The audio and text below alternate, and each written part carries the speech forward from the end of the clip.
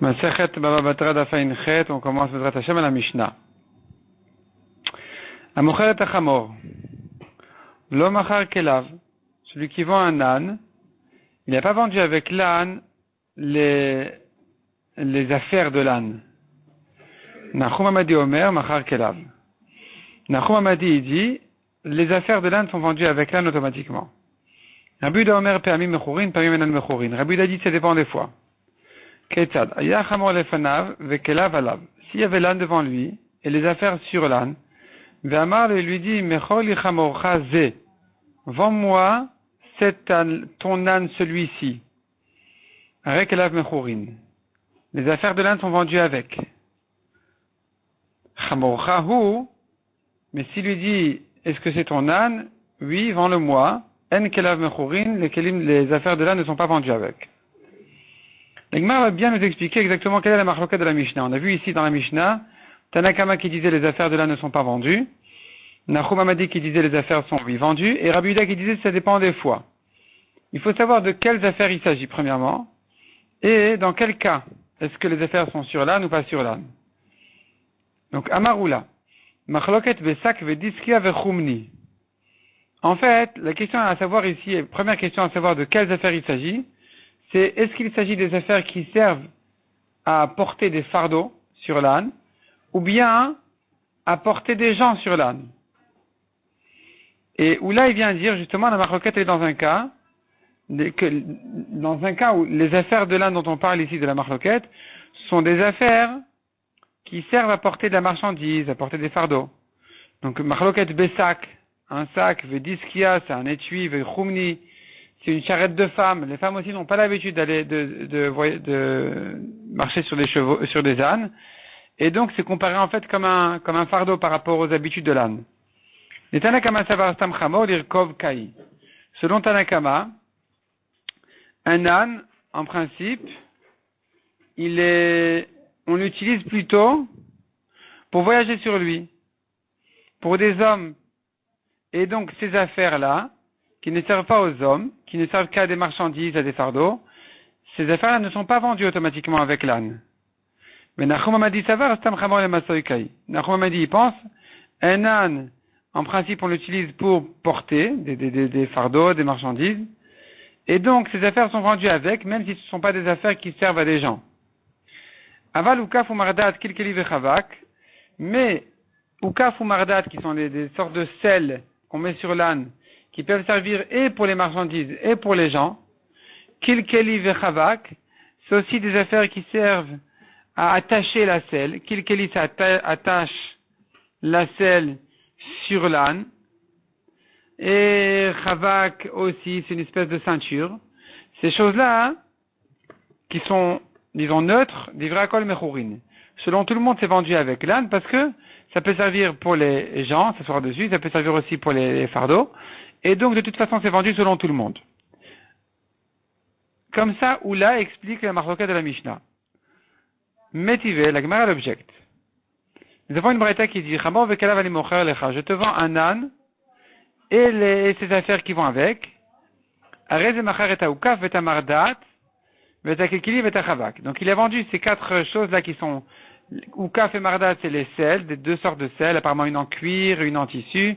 Kilkeli vechavak, c'est les ceintures, les ficelles. Et donc, tout ça, c'est vendu avec. Tu vois ici que pour que ce soit vendu, il a fallu qu'il lui précise, je te vends l'âne et ses affaires. Mais s'il avait dit, je te vends l'âne, sans ajouter et ses affaires, ça n'aurait pas été vendu. Donc ici, déjà, nous avons l'objection contre Oula, qui a dit que les selles et les ceintures, ça va automatiquement avec l'âne.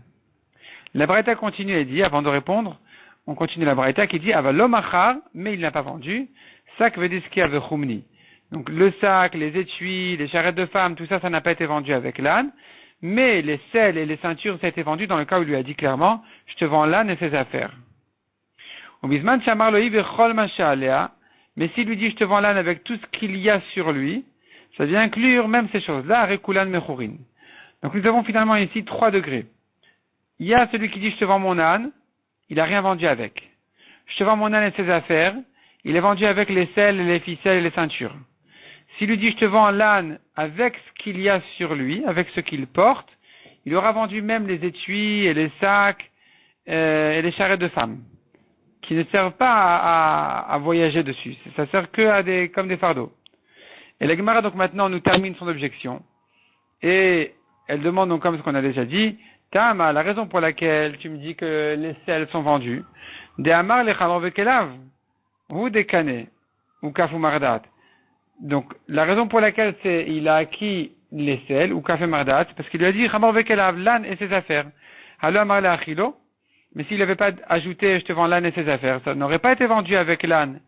Donc les selles ne sont pas vendues, pas comme Oula qui a dit que c'est vendu automatiquement avec l'âne. Répond la Gemara, non. En fait, Ouadin d'Afalgav de Loa Marley, même s'il ne lui avait pas précisé Chamor Vekelav, l'âne et ses affaires, Nami aussi ou Kafumardat Mechourin, les selles auraient été vendues avec l'âne. Et pourquoi est-ce qu'ici on a eu besoin de dire l'âne et ses affaires pour que les selles soient vendues? Ve'akamash malan. Le chidouche est d'apprendre ici quelque chose. La Mishnah, la Braïta est venue nous apprendre un chidouche. Malgré qu'il lui a dit l'âne et ses affaires, malgré tout il n'aura vendu que les selles, mais pas les sacs et les étuis. Sac veut dire ce qu'il y a, vechumni lokane. Donc le sac, les étuis, vechumni, comme on a dit, c'est la charrette de femme, n'ont pas été acquis. Parce que c'est pas l'utilisation habituelle d'un âne, de porter des affaires dessus. C'est plutôt pour voyager sur l'âne qui sert. Donc, quand il lui dit l'âne et ses affaires, il voulait dire par là l'âne et les selles. Et d'ailleurs, c'est pas la peine de préciser l'âne et ses affaires, les selles auraient été vendues automatiquement avec l'âne. Mais, même s'il a précisé l'âne et ses affaires, il n'aura pas inclus les étuis et les sacs. Tout ce qui va pour une marchandise ou quoi, c'est pas vendu avec l'âne. Demande à Gemara, Maï Kumni, c'est quoi ce Kumni en question? Amara Papa Barshmuel, Markav Tadeneshe, une charrette de femmes. Et puisque les femmes n'ont pas l'habitude de voyager sur l'âne, c'est considéré aussi comme un sac, un étui ou quelque chose qui sert à porter autre chose que ce que l'âne a l'habitude de porter, d'après celui qui pense que l'utilisation essentielle c'est de voyager sur l'âne. Et là maintenant la Gemara la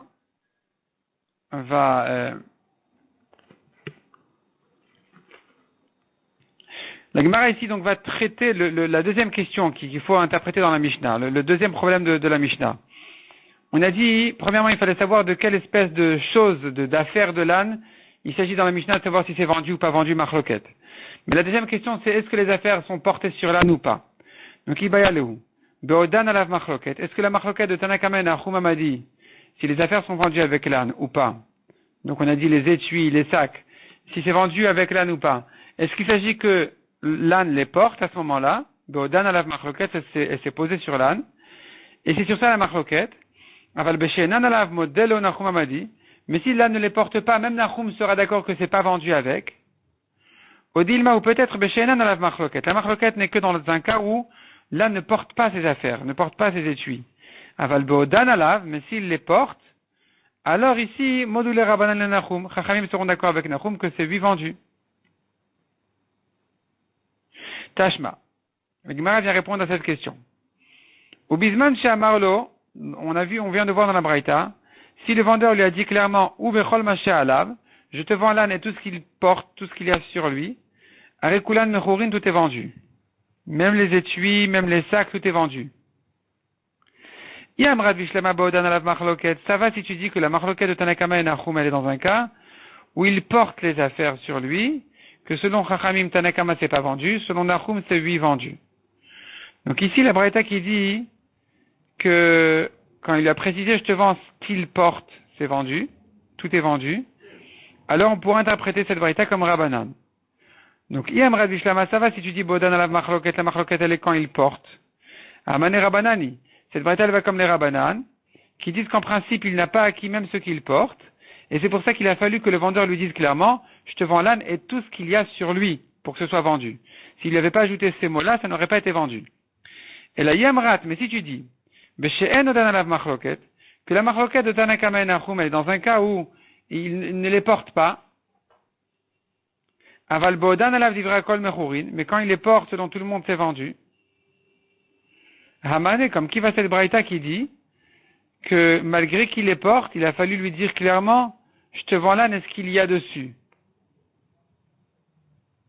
Pourquoi il a fallu lui dire clairement? Sous-entendu, s'il lui avait pas dit ça, ça n'aurait pas été vendu. Pourquoi ça n'aurait pas été vendu alors que tu es en train de parler maintenant selon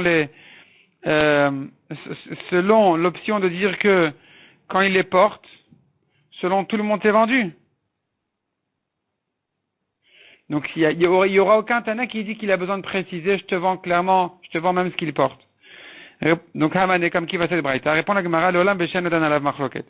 On pourrait dire en fait que la machloket de la Mishnah elle est beshen odan alav. C'est-à-dire pour les affaires que là ne porte pas.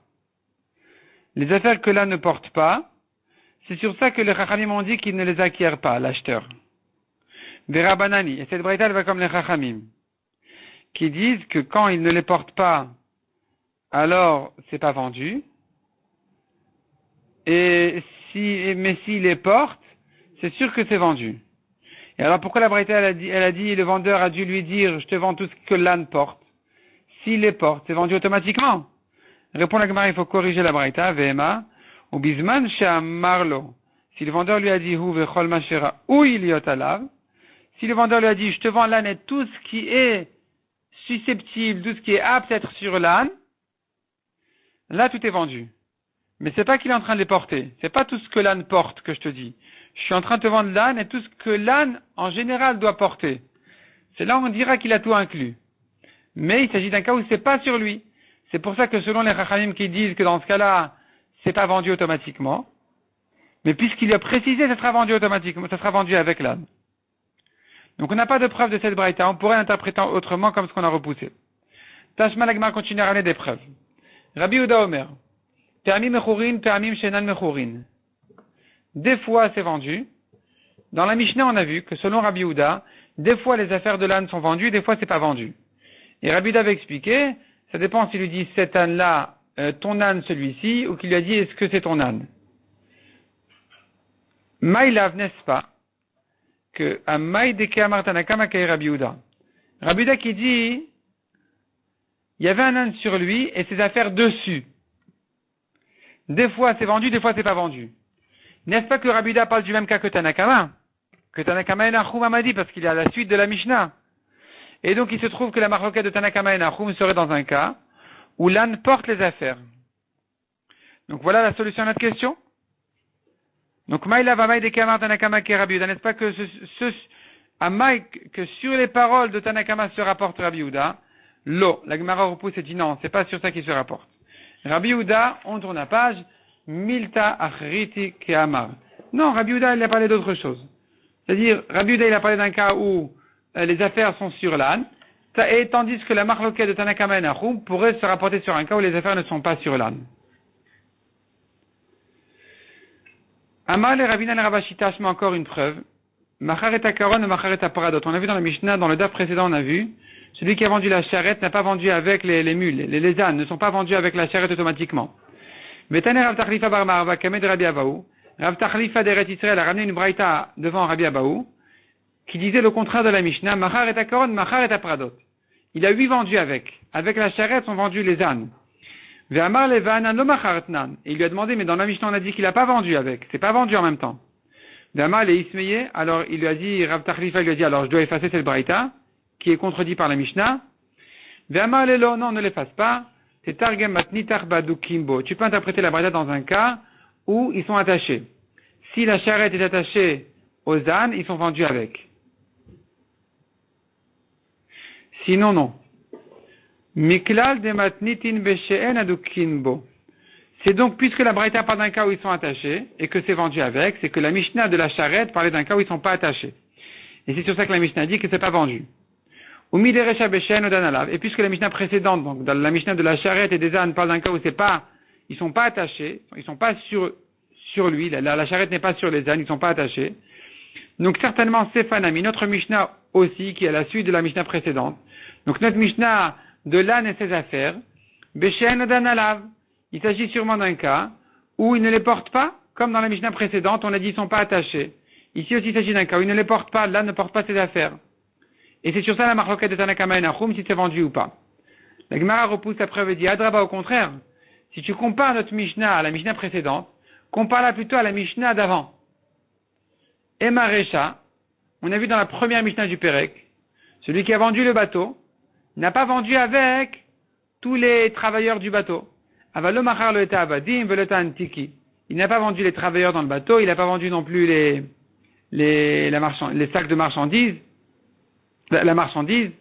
Ve'amrin al-maïl antiki. On a demandé qu'est-ce que c'est que antiki qui n'est pas vendu avec le bateau. Amar rafapa iskat de begava. C'est les marchandises qu'il y a dans le bateau. Donc, tu vois que la Mishnah là-bas, elle parle, elle traite les affaires qui sont dans le bateau, sur le bateau. Et puisque la première Mishnah elle parle des affaires qui sont sur le bateau, c'est Fanami Bodanalav, alors notre Mishnah, nous aussi, sûrement elle parle du même cas, puisqu'elle est à la suite du Pérec, donc elle doit parler du même cas, que les affaires sont portées sur l'âne. Donc finalement, tu veux me déduire de la Mishnah précédente qu'il s'agit qu'ils ne sont pas attachés, comme la charrette et les ânes. Au contraire, compare notre Mishnah à la Mishnah d'avant, de la marchandise qui est sur le bateau, et dit, ils sont lui attachés, ils sont lui posés. Et la tanamile milektane. Donc on n'a pas de preuve finalement des Mishnah précédentes, parce que tu pourrais comparer à la Mishnah d'avant ou à celle d'après, ou on ne sait pas à laquelle Mishnah comparer. Il se trouve donc que finalement le Tana, milektane. Il a donné des halachot et des halachot qui chacune rentre dans un autre contexte, on ne peut pas comparer les unes aux autres. La première Mishnah, il s'agit que la marchandise elle est sur le bateau, malgré tout c'est pas vendu. La deuxième Mishnah, il s'agit que c'est détaché, mais si c'était attaché, les charrettes avec les ânes, ça aurait été vendu. Notre Mishnah, tu pourrais l'interpréter comme ci ou comme ça, on n'a pas de preuve. Siman, Zagam, Nassam. C'est un siman sur les Chachamim qui vont parler ici, les Tanaïm. Amar Abaye. Abaye, comme d'habitude, il réunit tous les Tanaïm qui pensent la même chose. Rabbi Eliezer, c'est le Zain de Zagam. Rabban Shimon ben Gamliel, c'est le Gimel. Rabbi Meir, c'est le même. Rabbi Nathan, Sumchus, Nahum Amadi, donc c'est Nun Samer Nun. Kulus Viraleu, tous ces six Tanaïm là, ils sont d'accord, ils pensent tous, ils ont un point commun, qu'ils sont tous d'accord sur le principe de dire que qui Masvin Inish Mide, quand un homme il vend quelque chose, il vend la chose avec toutes les affaires qui vont avec. Rabbi Eliezer d'Etnan, où est-ce que Rabbi Eliezer il a parlé? Il a parlé dans les Mishnah qu'on avait vu dans les dapim précédents. Rabbi Eliezer Omer, Amocher et Betabad, Machar et Akora. Celui qui a vendu le pressoir des olives, il a vendu avec la poutre qui sert à presser les olives. C'est pas que la maison qui est vendue, c'est aussi la poutre qui est vendue. Rabban Shimon ben Gamliel d'Etnan, Rabban Shimon ben Gamliel Omer, Amocher et Taïr, Machar et Asantar. On a vu aussi dans le période précédent, selon Rabban Shimon ben Gamliel, celui qui a vendu la ville, il est vendu avec le santar qui est le responsable, qui reconnaît, qui sait mesurer les champs, par exemple, selon un avis. Et donc tu vois que ça va avec. Rabbi Meir de Tanya, Rabbi Meir Omer, qu'est-ce qu'il dit Rabbi Meir? Machar et Akerem, Machar Tashmisha Akerem. Celui qui a vendu la vigne a vendu les affaires de la vigne avec.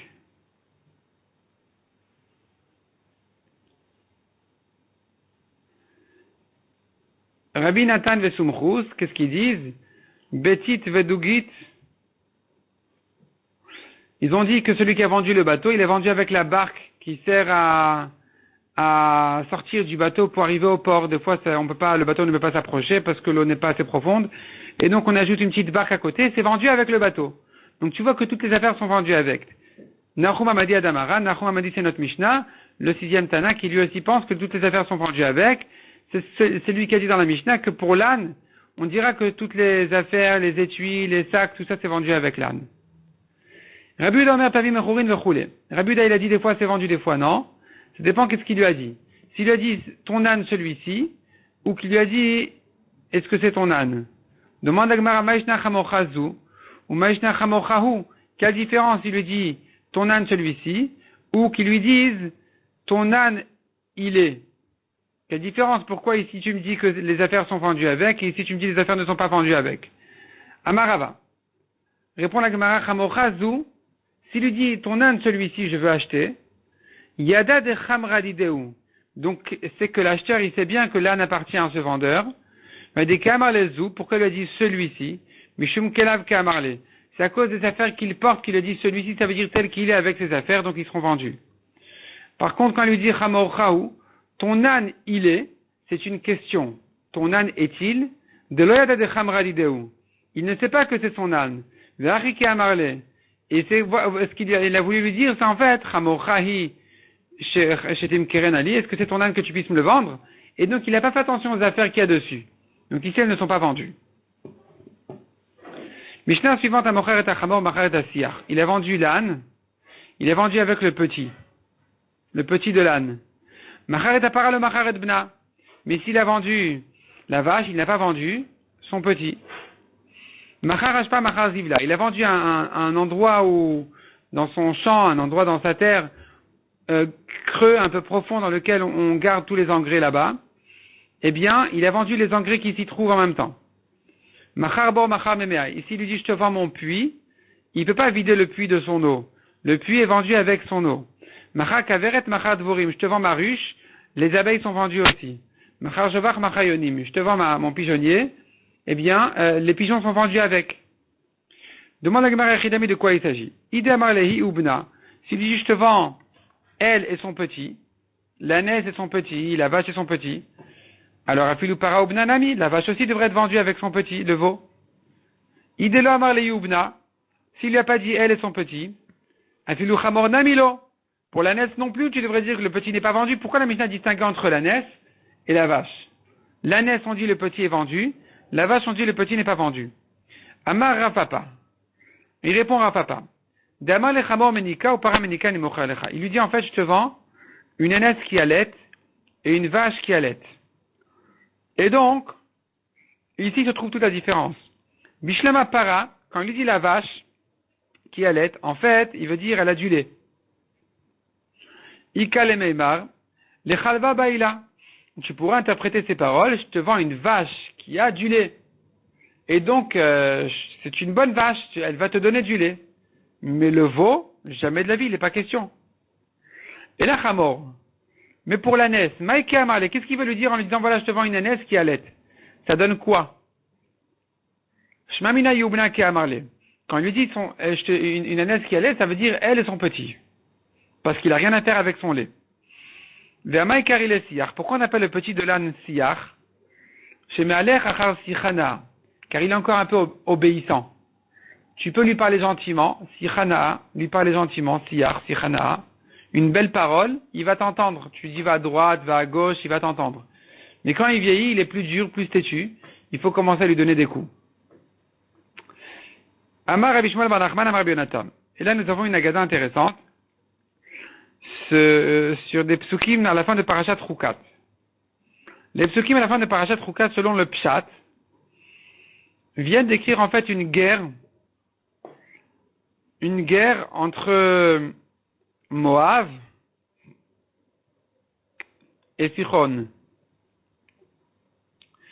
Et sur cette guerre-là, ils disent les moshlim c'est les poètes, ceux qui disent des beaux meshalim, ils disent Bou cheshbon. Donc, commençons d'abord par les psukim selon le pshat. Le pasteur dit comme ça, Alken imroa moshlim bou cheshbon. Sur cette guerre-là vont dire les moshlim, donc les poètes, Bou cheshbon, venez dans la ville de Cheshbon, rentrez la conquérir, Tibanev et Tikonen ir Sichon. Elle sera construite par Sichon, la ville de Sichon. La Gemara a fait une rachette sur ce pasuk en disant comme ça. Alken emroa moshlim vegomer, a moshlim elu a moshlim veitzram. Les moshlim, c'est pas ceux qui disent des meshalim intéressants, des belles poésies. C'est amoshlim, c'est ceux qui dominent leur yeterara, les tzadikim. Bo Cheshbon, venez à Cheshbon, c'est pas venez dans la ville de Cheshbon, mais c'est Bo unechashev Cheshbono shel olam. Venons faire le compte, le calcul du monde. Le calcul du monde. C'est quoi le calcul du monde à faire? C'est le calcul qui met le monde temporaire en face du monde éternel. Efsed mitzvah keneged schara, la perte d'une mitzvah. En face de son salaire. Combien je perds pour une mitzvah? Un peu de temps, un peu de force, un peu d'argent. Combien est son salaire? Infini. C'est un calcul à faire. On l'oublie des fois. Souvent même peut-être. Et il y a un calcul à faire. Bo cheshbon. Venons faire le calcul. Faisons le calcul. Il est très simple, mais il faut le faire. Usrar avera keneged efseda. C'est le gain, le profit de la avera en face de sa perte. Qu'est-ce qu'on gagne de la avera? Un peu d'argent, un peu de plaisir, un peu de paresse, un peu de temps. Et qu'est-ce qu'on a perdu de la avera? Et donc, c'est un calcul à faire. celui qui fait ce calcul, il peut dominer son Yetzer Hara. Il est Moshlim Be'Yisram. C'est comme ça qu'il va dominer son Yetzer Hara, en s'arrêtant un instant devant l'épreuve et en se posant un minimum de questions et en faisant le calcul du monde. Tibane vetikonen irsichon. Que veut dire la suite du pasuk? Tibane vetikonen. Imata oseken. Si tu fais ainsi, tibane vetikonen. Tibane ba'olamazeh. Tu seras construit dans ce monde-ci. Vetikonen la'olamaba. Et tu seras stable, basé. Tu seras installé sur des bons, bien installé, une bonne base qui te soutiendra au temps futur, au monde futur. Ir Sichon, la ville de Sichon, qu'est-ce que ça veut dire? Imesim Adam Atzmo ke Airze. Si un homme se fait comme ce petit âne, chez Me'alech Achar Sichanaa, qui suit une belle parole, comme on a dit, le petit âne, tu lui dis gentiment, va à droite, il va à droite, va à gauche, il va à gauche. Et il y a des gens qui sont comme ce petit âne-là, qui, des belles paroles, des beaux trucs intéressants, ils les suivent sans trop réfléchir si ça vaut la peine ou pas. Maktiv Acharav, que dit sur lui le pasuk ensuite? Le pasuk suivant dit ki esh atam echeshbon lava mikirat Sichon. Donc revoyons le pshat simple du pasuk. Un feu est sorti de la ville de Cheshbon, une flamme de la ville de Sichon, Achla Ar Moav, et elle a mangé, elle a dévoré Ar, qui est une ville de Moav, Baale Bamot Arnon. À nouveau, c'est des endroits de Moav. Tout ça a été conquis par Sichon comme un feu qui les a tous brûlés. Selon la dracha, ça se rapporte sur la fin du pasuk précédent qui disait Ir Sichon, la ville de Sichon, c'est pas la ville de Sichon. Ir, c'est un petit âne. Aïr, comme dit le pasuk, Aïr Pere Adam Ivaled. Ir Pere Adam. Ir, ça a aussi un sens à part ville qui veut dire un petit âne. Sichon, c'est aussi un petit âne qui s'appelle Siar, comme on a dit. Mais pourquoi il s'appelle Siar? Parce qu'il suit les belles paroles. Donc quelqu'un qui va suivre des belles paroles intéressantes, les nouvelles, les quoi de neuf et tout ça. Maktiv Acharav, que dit sur lui le pasuk ensuite? Ki esh atam echeshbon. Tetse esh mimechashvin. Un feu est sorti de Cheshbon. C'est-à-dire un feu va sortir mimechashvin des tzadikim qui font le calcul du monde. Et il y a un feu qui va sortir de chez eux. Vetochal et Chenan Mechashvin, et qui va avaler, qui va dévorer ceux qui ne font pas ce calcul. C'est-à-dire que si tu as en face de toi des tzadikim qui rappellent toujours les notions éternelles, le calcul du monde, qui ramènent toujours à la conscience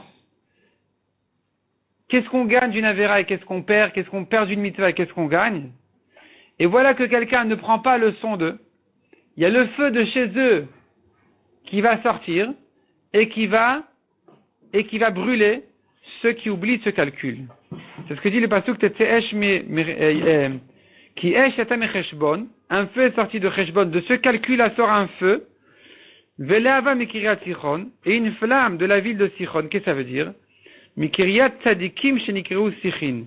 Les tzadikim s'appellent Sichin, ils s'appellent des arbres. Parce qu'un tzadik il est comparé par exemple au palmier tzadik katamarifrach. On voit encore d'autres tzukim qui comparent les tzadikim au hadassim, par exemple. Et donc les tzadikim sont comparés aux arbres qui s'appellent Sichin. Donc un feu, une flamme sort de Sichon, qui sont les tzadikim cette fois-ci. Achla Ar Moav. Cette flamme-là, elle va manger, elle va avaler Ar Moav. Ça veut dire quoi Ar Moav? Dans le Pshat, ça voulait dire la ville Ar de Moav, du pays de Moav. Selon la dracha, ça veut dire quoi? Cette flamme-là, elle va brûler celui qui suit son Yetzer Hara. Comme ce petit âne-là, chez Me'alech Achar Sichana, qui suit des belles paroles. Tu lui dis, ah, regarde là-bas, c'est intéressant, il y a un restaurant, c'est très intéressant là-bas. Et il va. Tu dis, ah, regarde là-bas, on papote là-bas. C'est pas la peine de rester au cours de Torah. Et il suit comme le petit âne qui a pour une petite parole. Il va aller être entraîné après les bêtises. Baale Bamot Arnon. La fin du passage qui dit Baale Bamot Arnon. Elugasse Arouar, ce sont les orgueilleux. Parce que Bamot, c'est les hauteurs, c'est des constructions hautes. Et donc, les orgueilleux, qui eux aussi seront brûlés par cette flamme des tzadikim. tout homme qui a de l'orgueil va tomber au Gehinom. Encore un pasouk dans la paracha là-bas de Chukat qui dit Vaniram avad cheshbon ad divon.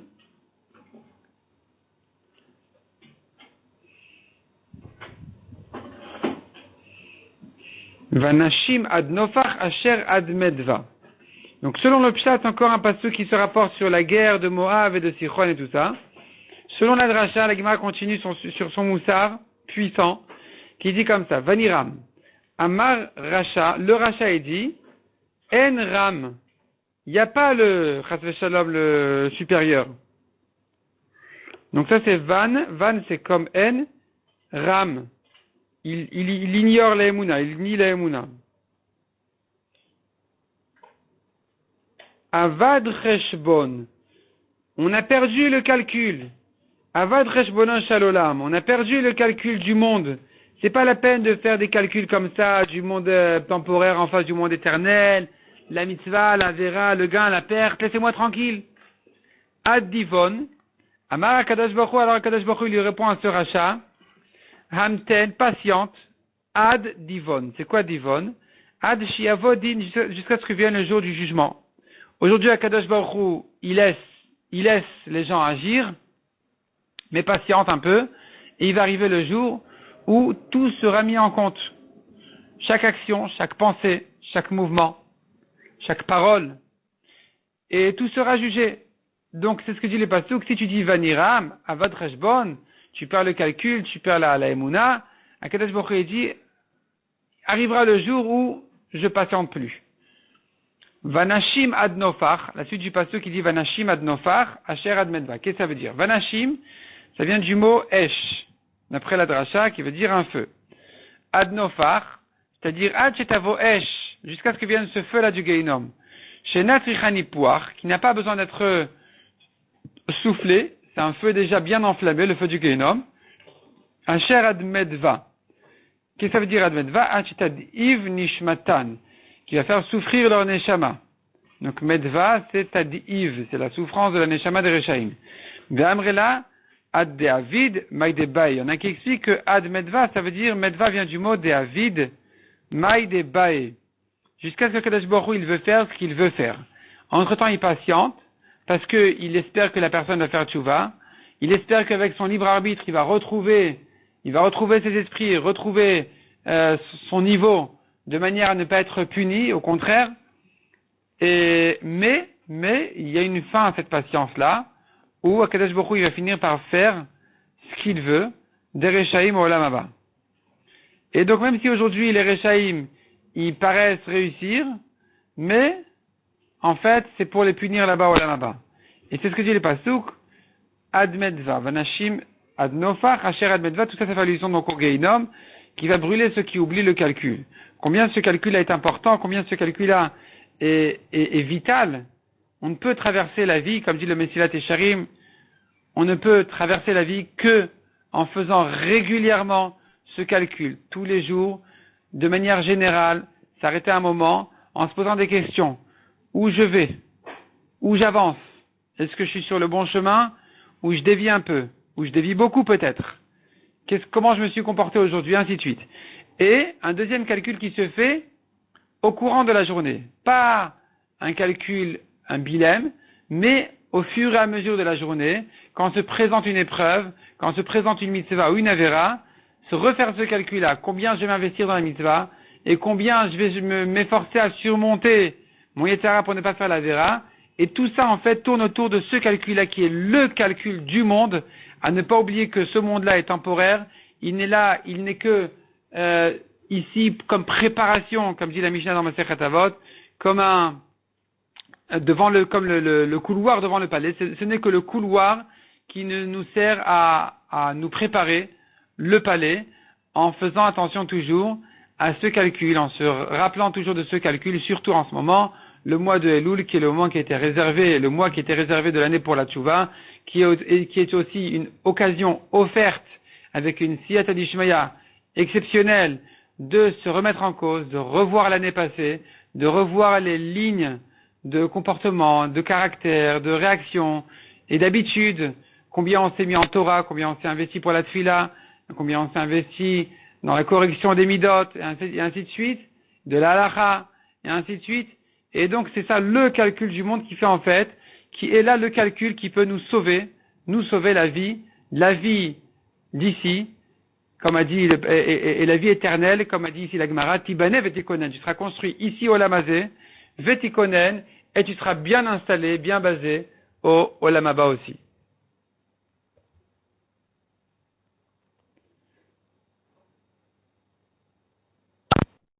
Encore un mot du Mesilat Yesharim sur cette Gemara. La Gemara, n'oublions pas, elle commence par Al-Ken Yamru HaMoshlim. Voici ce que disent les Moshlim, ceux qui dominent leur Yetzerara.